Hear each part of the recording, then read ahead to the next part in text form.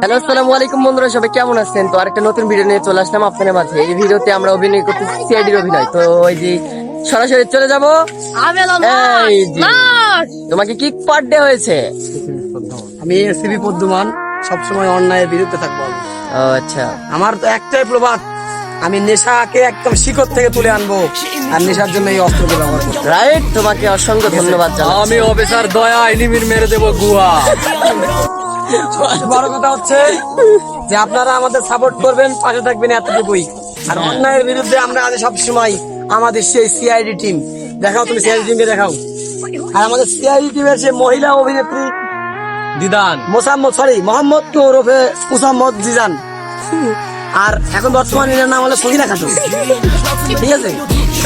তো বন্ধুরা দেখতে পাচ্ছেন আমরা এখন শুটিং করতে আসছি।